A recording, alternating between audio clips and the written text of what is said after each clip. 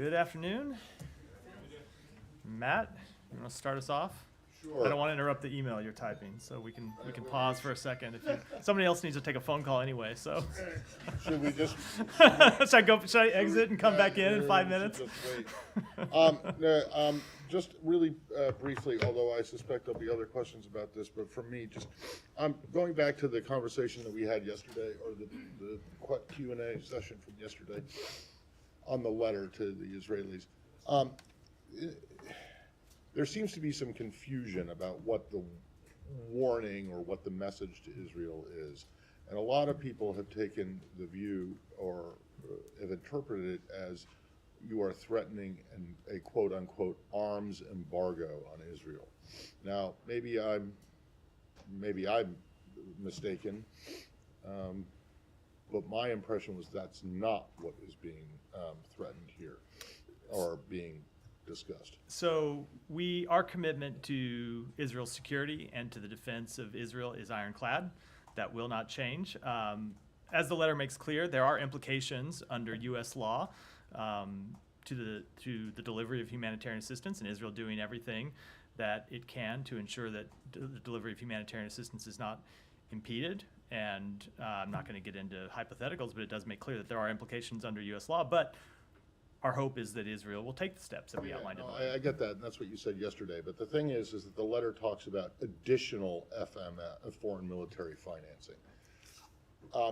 As you are well aware, there is a 10-year MOU with Israel that is already on the books that you are obligated to provide Israel with $3.3 billion a year in FMF on top, and then another $500 million a year until 2028. For missile defense programs.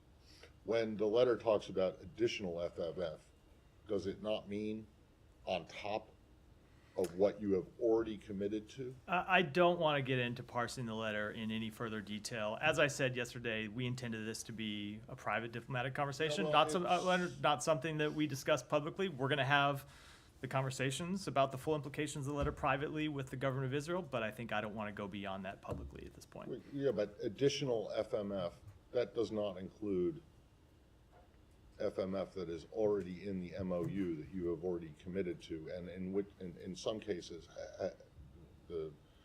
has already been spent, even post 2025 or 2026, whatever. We are going to follow our obligations under the law, and beyond that, as I said, I don't want to try to I'm not sure I understand what your obligations are under the law, and it sounds like you might not either. I do fully understand. We're going to have Okay, we're going to have additional continued. FMF mean money on top of the 3.3 billion a year? As I said, 3.8 billion a year. This is not a letter that we intended to make public. We intended to discuss public. I understand it is public, and so it's very fair for you to ask questions about it. But when it comes to those implications, we're going to have those conversations privately with the government of Israel. And we hope ultimately that this is all hypothetical, because we hope ultimately the government of Israel implements the steps that we outlined. And there are no further implications. Right. But further implications, you can't even speak to what one implication I can't might speak be. to them here in this setting.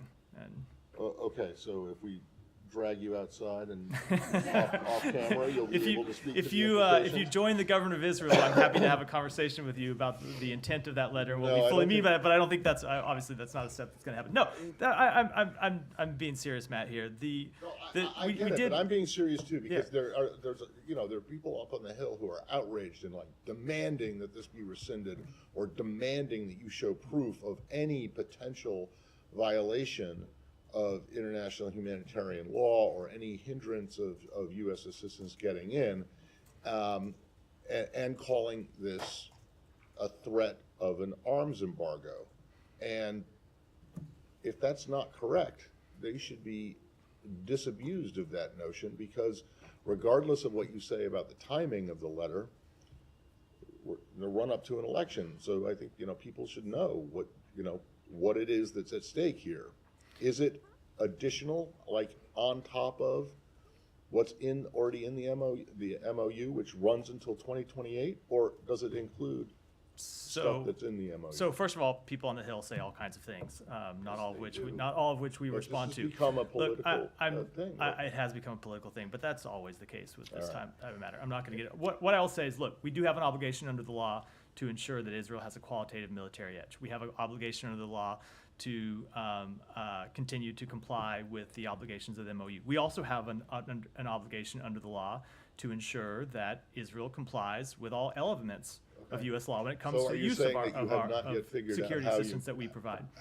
You're saying then that you have not yet figured out how you might reconcile the two obligations, the qualitative military edge and the MOU, I'm saying with the We are- the additional FMF. We are not at a point today where we have to make that judgment, and we hope that we never get to that point. Right. Okay.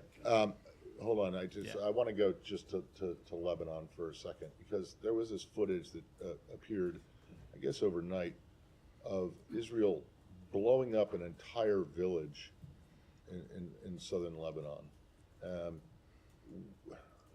What do you make of that? So I've seen the footage. I cannot speak to what their intent was or what they were trying to accomplish, what their targets were. I don't know what they were.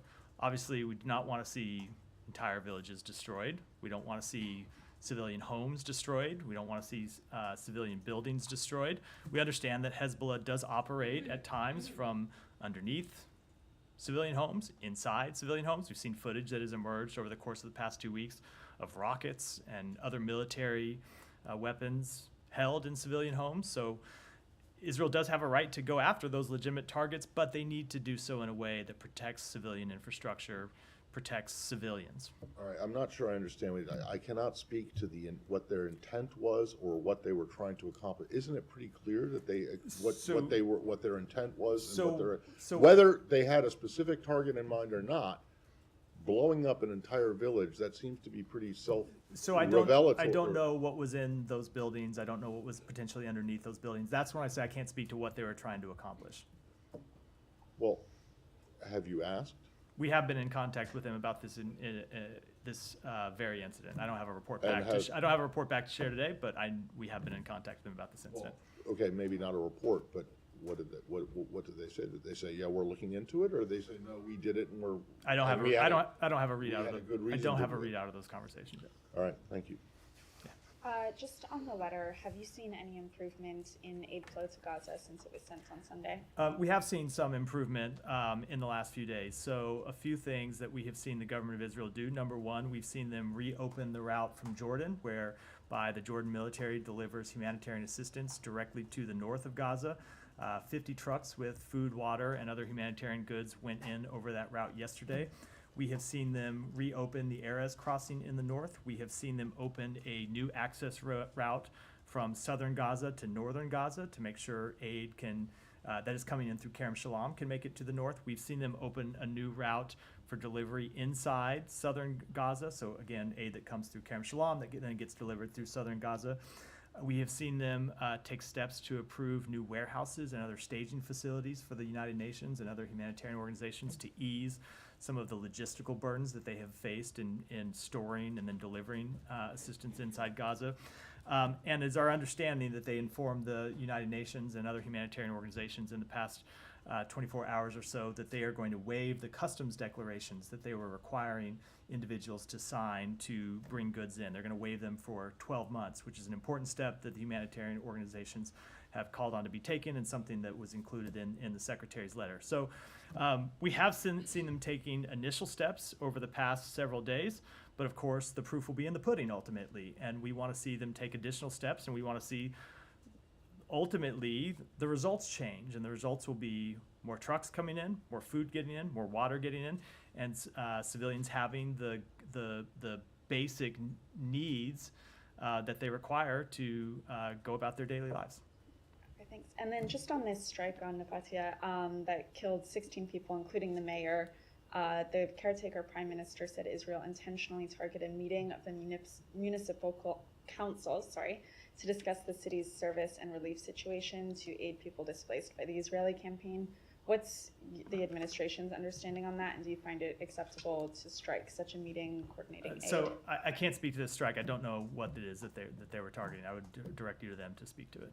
Would you find it acceptable to strike a meeting that was coordinating So if aid? they were targeting civilians, obviously that would not be acceptable. I don't know that that's what they're doing, which is why I can't comment on this strike, because I don't know what their intent was, what they were trying to accomplish, and ultimately what they did accomplish. But obviously, if it was a meeting of civilians to coordinate aid and they were intentionally targeting that, of course that would be unacceptable. But that is the type of thing we'd want to see verified. There's been several strikes, obviously, there's the village of Cana, which the whole village was just about destroyed, and there's Nabatia here, where they killed the mayor during this meeting. And so I have a hard time understanding why you can't comment. I mean, you told them yesterday, well, yesterday was specifically on Beirut, when, by the way, today they bombed a place in southern Beirut. So, I mean, sometimes you say you can comment, other times you don't want to comment. I mean, where are you here? So I can comment on an overall policy, and I can comment on a specific strike when we have verifiable information about what it is that happened, what they were trying to accomplish, whether they made a mistake or not, whether they accomplished their objective, whether their objective was a legitimate one. And obviously that varies from strike to strike. There are times, for example, with the World Central Kitchen strike, where we know obviously that they were striking civilian humanitarian workers, and it's very clear that something went terribly wrong. There are other instances where they strike a site where there are terrorists who are embedded there and there's civilian harm, and you have to ask questions about how that happened, whether they knew what they were doing. And then there are other strikes where the picture can be very mixed. So that's why it's always difficult to comment on individual strikes when you are in the fog of war and don't have always complete information. I can tell you as a general principle, of course we want to see civilians protected, and we want to see Israel do everything within its power to minimize civilian harm. That applies to Gaza. It applies to the war against Hezbollah as well. But it's specifically on the strike this morning today in southern Beirut. Yesterday you said, you're opposed to bombing, general bombing or massive bombing or what have you in Beirut. Today they struck the target in southern Beirut. So they Are you okay with that, or? So they do have the right to target members of Hezbollah. They have the right to target terrorists who are committed to the destruction of Israel, who are committed to death, to murdering civilians. What I made clear yesterday, what you have heard us say, is that we are opposed to the bombing campaign in the way that we saw it proceeding over the past few weeks. We're opposed to the near daily strikes, and sometimes daily strikes, and sometimes multiple strikes a day in densely populated areas in Beirut. That's what we saw for a course of 10 days to 2 weeks, and we made clear to the government of Israel that we were opposed to that intense daily bombardment of Beirut, and we saw it dialed back significantly. It's not to say that there can't be some strikes that are legitimate, but the type of bombing that we saw happening day in, day out in Beirut, that was causing civilian harm, that was causing mass civilian displacement, that was destabilizing to populations inside Lebanon, is something we were clearly opposed to, and we made clear to them. Yeah, but you made that clear several days after it got reduced. You didn't say it when it was happening. You weren't saying that. We did make it clear to them privately while it was happening, and we saw a change in behavior after we made it clear. Sometimes we say this to you, and I don't think you don't believe us, that we tell them things privately. This is an example where we told them privately this at a point last week, well before we said it publicly. We made clear we wanted to see a change in behavior. We did see a change in behavior. It's not to make any predictions about what they will do in the future. They're a sovereign country that make their own decisions, but we made clear to them that we opposed the campaign that they were conducting, and we've seen it scaled back significantly. Yeah. I'll come to you next, Eva. Connected to the aid letter, we were told by UNRWA at CBS, we were told that we're on track to another man-made disaster in Gaza. Go figure. UNRWA assesses that food deliveries have been continuously declining since May. The Biden administration's NSM report came out at the end of May. UNRWA assesses that 1 million people didn't get food in August, and now the figure is around 1.4 million not getting food. Is this a timeline that the State Department is also tracking in terms of food aid declining and not reaching that number of people since May? I can't speak to their numbers. I haven't seen that report, and those are their numbers, not ours. But we have seen the situation get incredibly serious and incredibly dire. And that's why we have been engaging with them to make clear that there needed to be a change in behavior, there needed to be a turnaround. And when we didn't see sufficient results, it's why the two secretaries sent this letter that they sent on Sunday. Now, over the past few days, as I said, we've seen some initial positive steps. We need to see much more done on the ground to make sure that people get the food, water, medicine, and other goods that they need to get. These initial steps have been important. They are not at all sufficient in any way to address the very serious humanitarian needs on the ground inside Gaza. So I'm asking in the sense that if you had been tracking that, is it possible that at some point the department could have, and the administration could have reopened the assessment of whether Israel is restricting aid getting in or not? And I know you talk about like it being a problem with Hamas taking the aid inside the Strip, and that's also affecting people getting it. But was there at any point did at any point the administration look at reopening that assessment early? I know you have to do it again in May, but No, it's not a question of reopening the assessment or not. We have to make a report again to Congress in May. Our assessment has been ongoing, and that's what we made clear when we released the report. Is that the report that you have to release the report at a snapshot in time that is mandated by National Security Memo 20. And the judgment that we made in that report was a judgment about where things stood when we released the report. And we made clear in releasing that report that our assessment would be ongoing. We'd wait until May to issue a report again, but we weren't going to wait until May to make further assessments. They have been ongoing, and it is our ongoing assessment of the declining levels of humanitarian assistance that led us to step up our interventions with the government of Israel that ultimately got us to where we were when we sent this letter. But if this assessment is ongoing, does this department at least have an idea of how many people were not getting any food in August, for example? I don't. I can tell you that if you just look at the level of humanitarian assistance coming in, the level had declined dramatically, and the level in September was the lowest it had been in the past year, and that levels were down by 50%. What kind of window are we talking about here in September? Because we saw those new customs rules introduced by Israel. So are we talking about September, October, that this is becoming? They had declined dramatically in September, and they had gone down even more in October. Okay. So, Thank you. yeah. Oh, I'm sorry. I told Heba I'd come to her next. Sorry. Thank you, Mark. I want to follow up on that strike in southern Beirut today. Matt, there has been a pattern since October 8th that the day you say something, that you oppose something, the Israelis do something totally the opposite the second day. What happened yesterday, the last 48 hours, the Prime Minister, the Lebanese Prime Minister, said, we have guarantees that they will not strike Beirut anymore. And obviously this was the message in Lebanon, that these guarantees, the US gave these guarantees. You said that yesterday, that you oppose these strikes on Beirut. Kirby, I think in his briefing said that. I mean, does that concern you?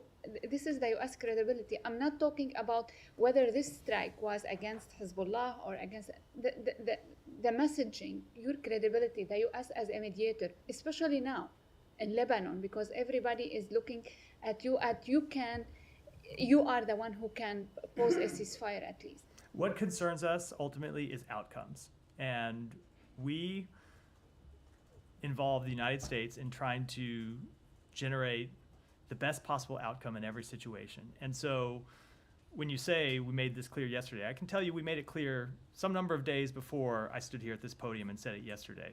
And it wasn't me saying at this podium that ultimately led to the intensity of the strikes in Beirut going down. It was our direct, quiet intervention with the government of Israel that I believe led to the intensity of that campaign being dialed back. We are going to continue to make that clear to the government of Israel, just as we're going to continue to make clear to them that ultimately we want to see full implementation of UN Security Council Resolution 1701. That includes the IDF withdrawing back into the borders of Israel and includes Hezbollah withdrawing back above the Litani River. That is what we continue to drive for, and it is ultimately those outcomes that we're most interested in achieving. On the strike in the south today, the village, the destruction of an entire village, also the strike in Nabatieh. By the way, the building belongs to the, I think, the Interior Ministry, because this is a municipality. Also, you said you support a limited military operation. Is there a shared definition for this military, limited military operation between you and the Israeli? Because I think the understanding in Lebanon that what's happening now, it's like a scorched earth policy to create a safe zone in the south. So it seems to be in effect now. And do you support that this will support the Israeli later in their negotiations with Hezbollah or with the Lebanese government? So what we support are limited incursions to attack and degrade, to attack Hezbollah, to degrade Hezbollah infrastructure, not to target civilians, not to destroy civilian homes, not to wipe villages out. We do support campaigns to take on Hezbollah because for the past year, we've seen Hezbollah refuse to stand down on its attacks that had led to Israeli response attacks that ultimately displaced tens of thousands of people on both sides of the border. That has been an untenable situation for the people of both countries.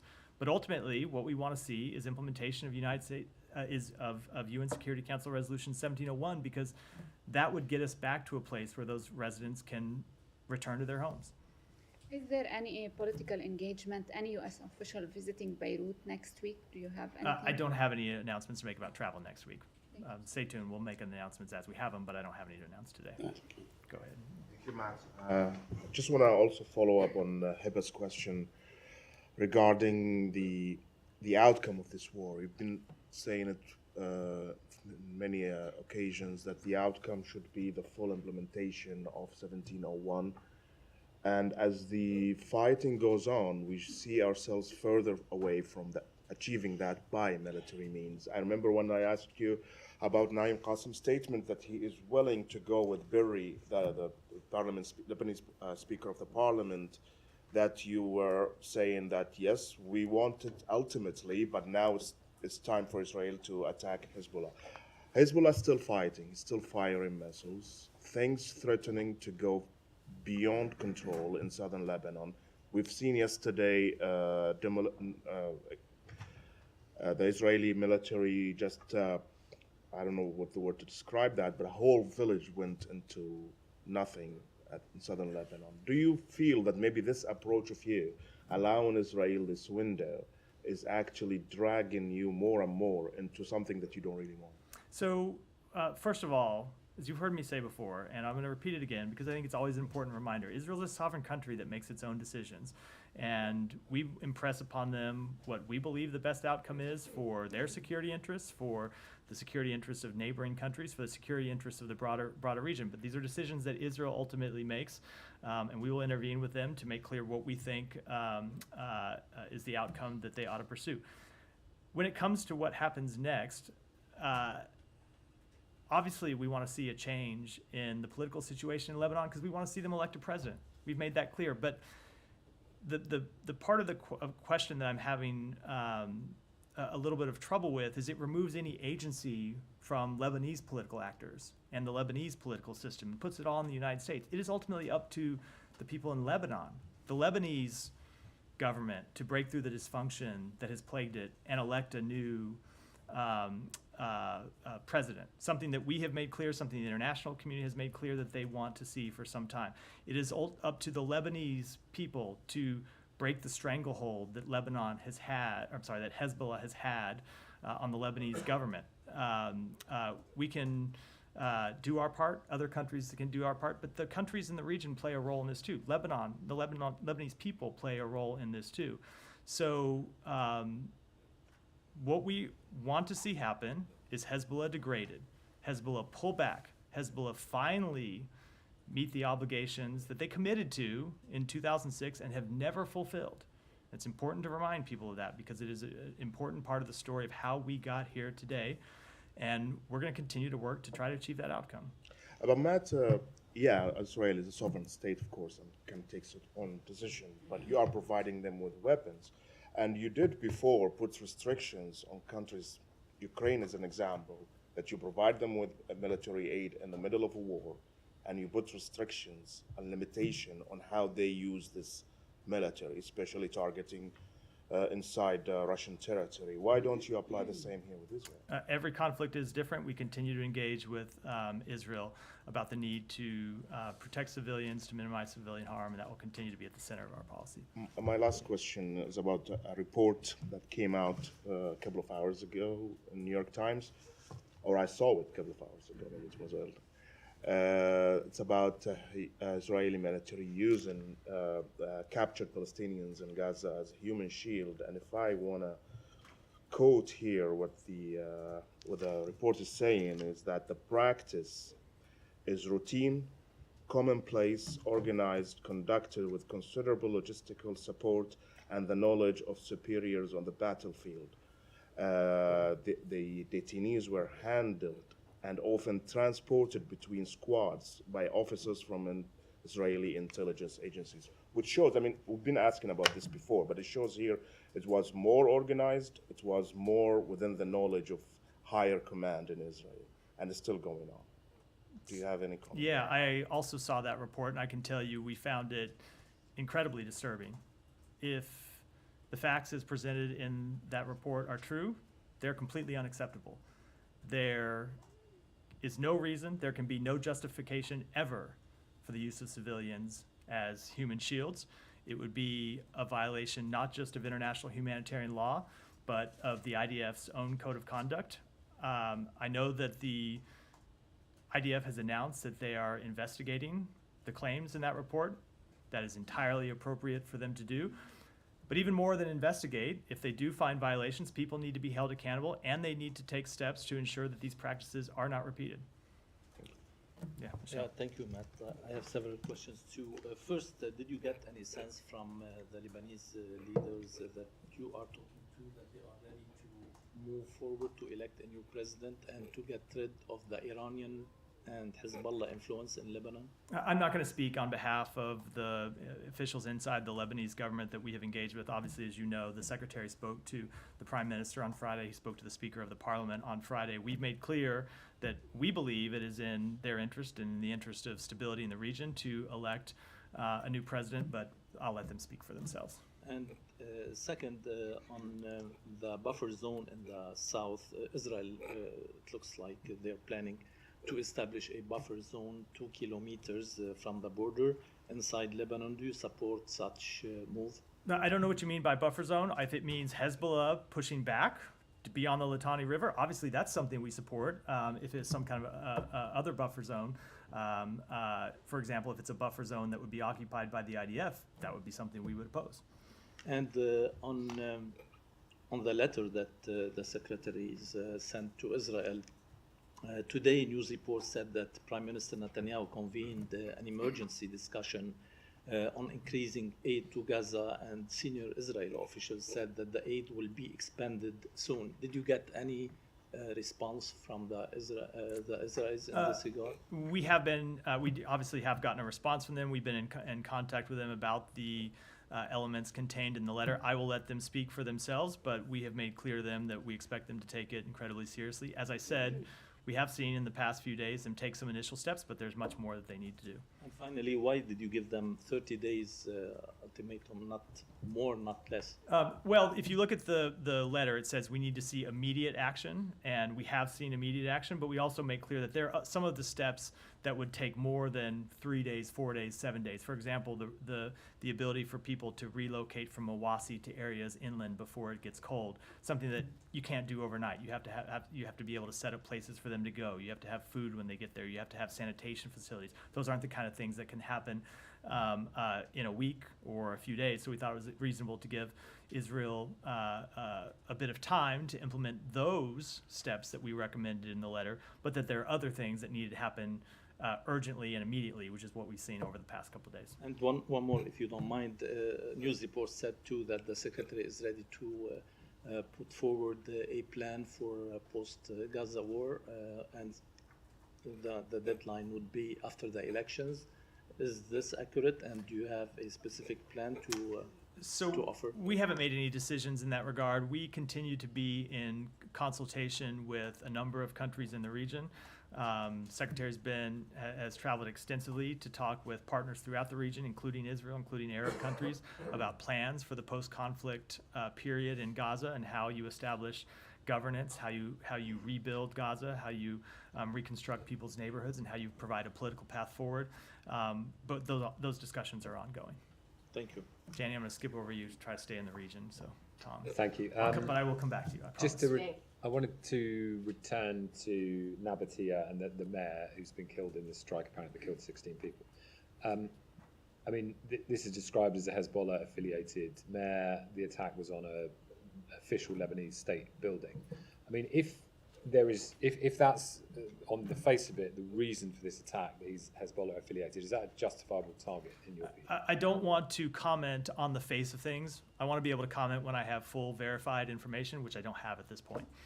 I'm asking a question. I mean, you said earlier that Israel has the right to target members of Hezbollah. I mean, would you regard a Hezbollah-affiliated mayor of a village as a member of Hezbollah that Israel has the right to target? Again, I don't even have confirmation that he's a Hezbollah-affiliated mayor. I'm taking your version of the story. Before I comment on the specifics of a strike or deal with that kind of hypothetical, I would want to know the full particulars, which I don't have at this point. I mean, and the reason I asked the question is just about policy, because obviously a lot of this is using American-supplied arms. So does Israel have the right to target anyone who has an affiliation with Hezbollah? Because this is a group that has a clear military side to it, and it also is deeply embedded in the state. It's the most dominant force in Lebanon. It has civil servants, it has MPs. Would you regard all of those as legitimate targets? They have the right to target militants. They have the right to target those engaged in terrorism, those involved with supporting terrorism, with financing terrorism, and helping carry out terrorist attacks. I think that's clear under an international humanitarian law. They don't have the right to carry out attacks on civilians. That's also clear. Okay, so that sounds like. But it just sounds like there is a but line hold on. there. When you want to get to the next iteration of looking at an individual person, have to know the specific facts about the individual I'm not person. actually asking you that about an individual person. I'm just asking. It sounds from what you're saying as though there is a line in the, civil servants or MPs who some countries do not designate the political wing of Hezbollah as a terrorist organisation, as I think the US does. But it sounds as though you are putting a line there and saying. I don't. I will not either agree or disagree with your characterization. I'm going to stand on the words that I just outlined for myself. I just want to expand this because I think it does go to what the strategy is here, what your strategy is as the primary military backer of Israel in terms of this operation. Because you have moved from a strategy just a few weeks ago, which was get the residents of Israel back to the north, get the residents in Lebanon back to the south. Basically, that was your primary objective, and then rolling into that, trying to get 1701, implemented as part of a short truce where you get people talking. But you're now way beyond that, because you're now in a situation where you're saying, you want a new president elected. You've said it's up to the Lebanese people to break the stranglehold that Hezbollah has on the Lebanese government. You weren't saying any of these things a month ago. That is absolutely not true. Okay, but Just as a factual matter, we have made clear, going back even before. Let me correct the record because it's really important. Yeah. We have made clear going back before October 7th that we wanted to see the Lebanese parliament break this political deadlock and elect a new president. This is not a position. It's not something new that we are trying to accomplish. But you weren't connecting it to an Israeli military operation which has invaded Lebanon, which is bombing Beirut. And now these things are wrapped together. So I'm asking you about the strategy for the military campaign that you're the key supplier of, because this sounds like, and given what Benjamin Netanyahu has said about, he wants the Lebanese to rise up against Hezbollah, and you're saying break the stranglehold. This is now in the context of a military operation. So I'm asking the question, are you creating these conditions for the Israelis to stop? That you want basically Hezbollah removed as both a military and political force in Lebanon? Of course we want to see Hezbollah not exercise political power inside Lebanon. They're a terrorist organization. They're a terrorist organization that is held. Hold on, Tom. Just let me finish. You had a long build up to the question. They're a terrorist organization that has held the Lebanese people hostage, that has killed, murdered civilians inside Lebanon. So of course we don't want to see them involved in governance inside Lebanon. And that is not anything new. Just I see your hand up. Let me just finish. That is not anything new. That has been the policy of the United States going back years and years, decades, in fact. And it has also been the policy of the United States that we want to see them elect a new president going back for some time. Now, we do want to see people return to their homes. We ultimately want to see a diplomatic resolution, but it needs to be a diplomatic resolution that actually will produce that, sorry, hand down for a second, I'll come to you. That will produce that outcome. Because we saw for the year after October 7th, these tit-for-tat attacks going back and forth across the blue line, and the result was tens of thousands of people being displaced for their homes. So we want to see at the end of this military campaign, this diplomatic resolution that will get people home. Yes, we also want to see a change in the Lebanese government. That means Lebanon can elect a new president. That has been our position for some time. It's not something new that started when the first Israeli forces crossed the border. But I'm just challenging that because, yes, you've always said that about, you know, Lebanon's been in this crisis where it hasn't had a president for 2 years, and obviously you don't want Hezbollah in Lebanon. But you weren't saying, we think the way to do that is to bomb Lebanon into this solution, which now I have not said that no, today. You haven't said so that. so, You haven't so said just that. to be But what clear, I'm just to be saying is, clear, I'm if trying you to want to get- use words, use the I'm words trying that to I've ask you- used. I'm trying to ask you to ask. I'm asking you to disentangle these two things because I'm saying to you, is it a condition of the end of this military operation in Lebanon that these things are achieved, that there is a new president, that Hezbollah are basically disempowered completely, both militarily and political? Because you weren't saying this, the way to achieve that more than 4 weeks ago, you weren't saying the way to achieve that involved a military campaign. But now we are in a situation where the two things, as far as I can tell, are And- bound together, but- and you're not so- distinguishing between them, as far as I can see. Let me just go back to something that we said immediately after Israel launched this military campaign, which is that we are fully cognizant that military campaigns can at times create space for diplomacy. Long history of that. They can also produce the opposite effect. And we've seen military campaigns in Lebanon where Israel has crossed the border with the intent of a limited campaign, and it has turned to something completely different. And we're aware of the possibility of that scenario as well. I'm not going to make any predictions about what will happen. I'm telling you what we're going to try to achieve. Ultimately, when you come to asking about the military objectives, that's a question for Israel, not for us. I can tell you what it is that we want to see happen, and that's what I've made clear. And just lastly, I know other people want to come in, but it's just the point is, you know, the president said right at the start of all this, don't repeat the mistakes we made after 9/11. You know, we saw what happened in Iraq with the attempt at regime change, and 10 years later you have ISIS. And so I ask this question because critics of what's happening now in Lebanon with the Israeli military campaign that's happening will say, well, look, this is just another regime change attempt. And to try and do that through a campaign of bombing has been proven, especially in the Middle East, to be completely futile and counterproductive. So Yeah, you seem to be, you know, you're behind this. You know, you're in with this now. we are not interested in regime change. We are interested in the people of Lebanon electing a president and breaking the deadlock that a terrorist organization. I don't know how I could be any more clear than that. That's what we've been interested in for years. It's what we continue to be interested in. It continues to be what we push for in our diplomatic engagements. So, Thank you, Matt. First, on the aid, you said that we've seen improvement in the last couple of days. Do you have any, can you quantify that? I mean, what are the number of yeah, trucks as I that said when I was outlining it, 50 trucks came in from Jordan yesterday. There were another, I think it was 20 or 30 trucks that came in on Monday into Erez. So we've seen some initial truck deliveries. And we've seen the opening of these other routes that should allow aid to move around Gaza more easily, and especially move from the south to the north. But the proof is going to be in the pudding. We're going to have to watch and see that all of this isn't just sustained, but that it continues to increase. So the level that you want to see over the next 30 days and so on is what, like 300? 350, it's outlined in the letter. 350, okay, Yeah. all right. That's good. Second, on the issue that Matt raised on the memo, you know, providing Israel with 3.8, I guess, $3.8 billion a year and so on. That was done during the Obama administration. But let me ask you in principle, if a country that you provide aid to breaks the law, regardless of what kind of agreement you sign with them, can't you break away from that agreement and say that they have basically, you know, grossly and fundamentally broken the law or the terms of the agreement? Yeah, we have obligations under our own laws to ensure that countries that are the recipients of U.S. military assistance don't block the delivery of humanitarian assistance, don't impede the delivery of humanitarian assistance, and we take steps to ensure that we enforce that law. We have obligations under U.S. law to ensure that our weapons are used in compliance with our national humanitarian law. So in principle, you can declare that agreement to be null and void if it does not fit into your Said, I'm not going to get too far into parsing the law from here, as I'm not a lawyer, but yes, we have the ability to enforce U.S. law, of course. Okay, good, go ahead. What? You really think that you have the ability to declare the null and void, the Not- MOU that was I signed? did not say null and void. We have the Well, ability no, to. that's what he said, and you said, I said I'm I'm not- not gonna get into it. So, I'm not I gonna don't get in- think you do. I'm not. I think you're hold walking on. a I'm not real going to get into. fine line here, if that's what you think. I'm not going to get into parsing all the provisions of law, including the provisions of law that that require us to provide military assistance, and the provisions of law that require us to ensure that that people comply with the Foreign Assistance Well, Act you need to rule in or requirement. Hold rule on, it out. requirements. Because if you, but, No.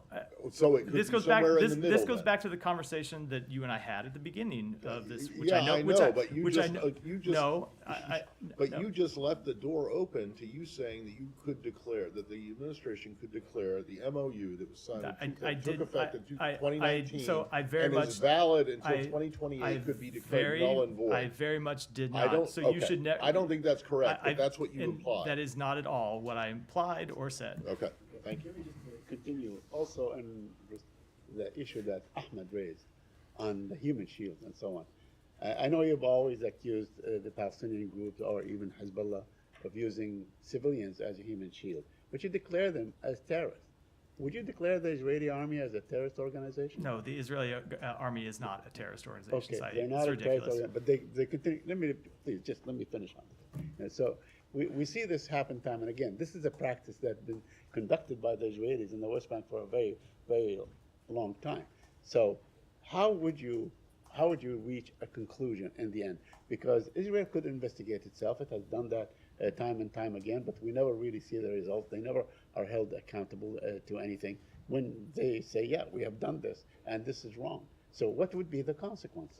So we want to see them fully investigate, and if appropriate, hold people accountable. If there are people who have committed violations of the IDF Code of Conduct, they need to be held accountable under Israel's military justice system. If there are people that have violated international humanitarian law, they need to be held accountable. If we see violations of the laws of war, of international humanitarian law, we have procedures that we look at as well.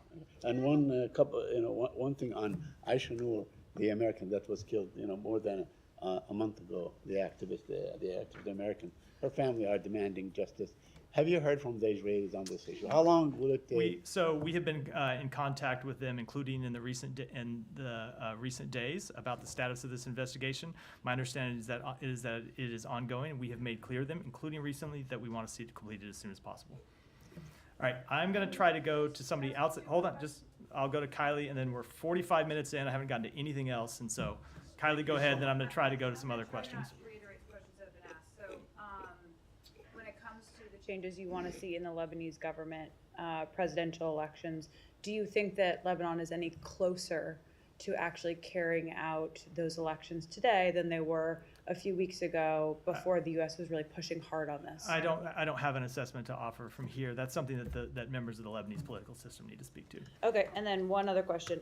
There's a report that the secretary is considering laying out the day after plan for Gaza after the presidential elections in November.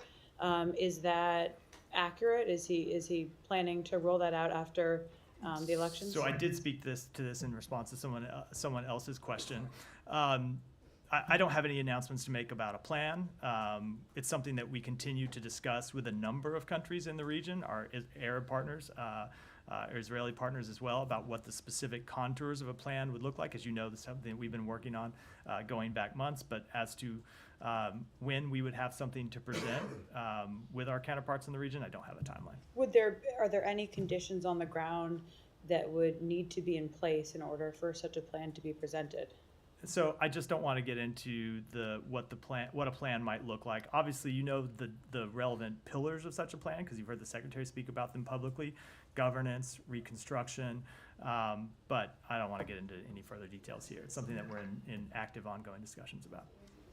All right, Alex, I'm going to just because I've only got 10 minutes left, I'm going to try to get some other questions before we break for the back to Middle East again. Jani, Very quickly, was the secretary part of the phone call today that took place between the president and President Zelensky?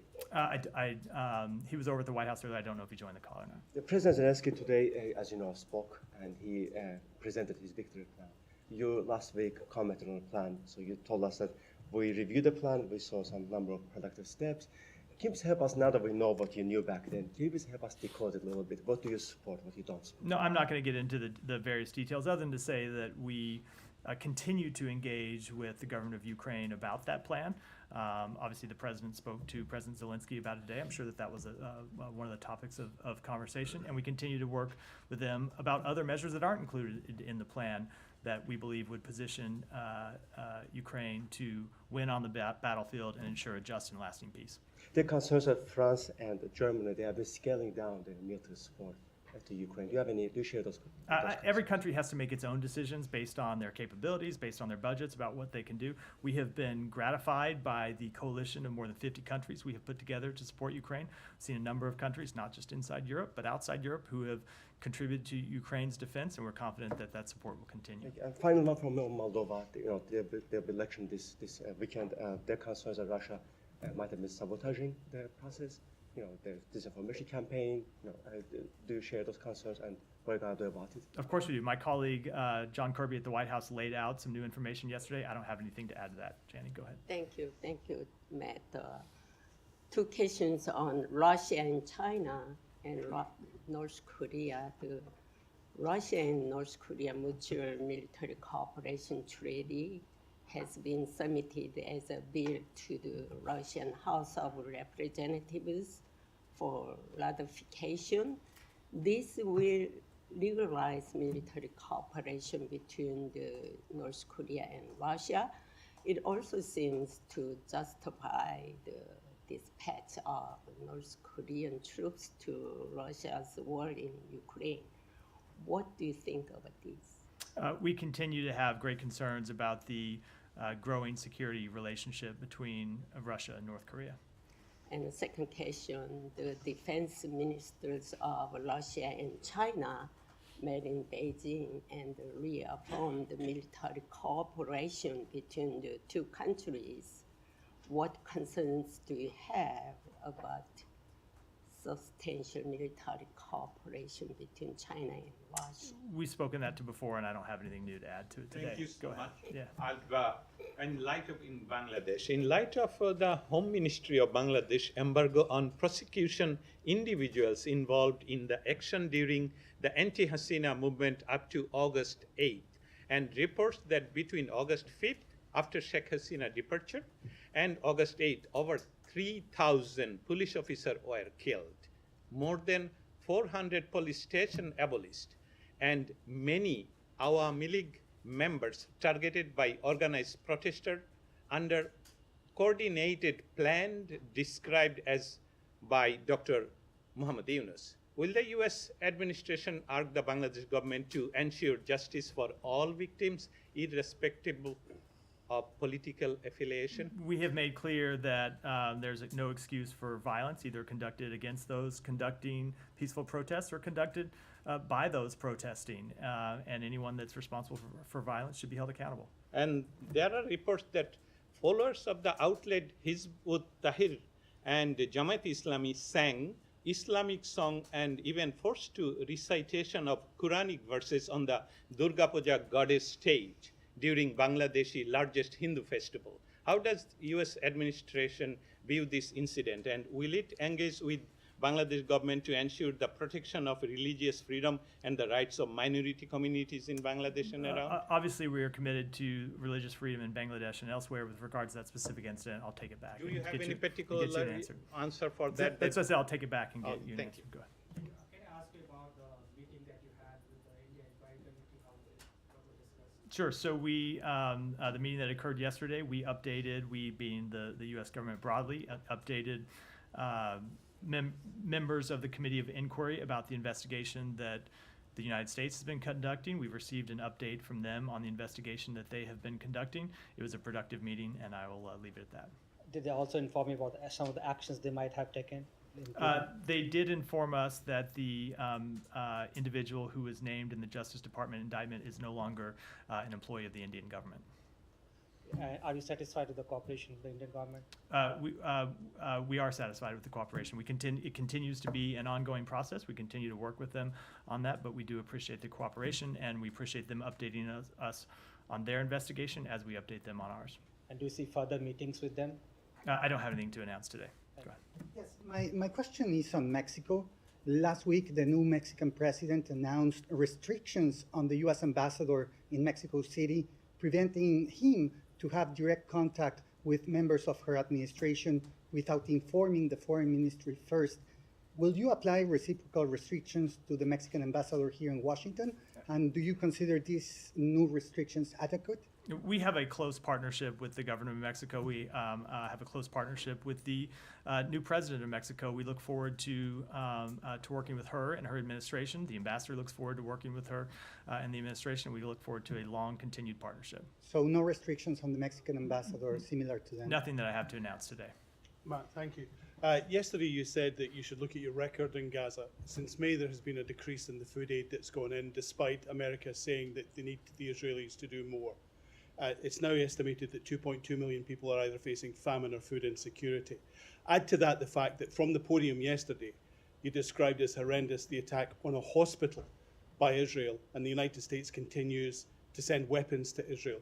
What are you proud about what the United States has done? If you look at our record, if you listen to my full presentation yesterday, you would have heard I said our interventions with the government of Israel started in the days immediately after October 7th to make sure that humanitarian assistance got in. And we saw them let the first trucks come in through Rafah.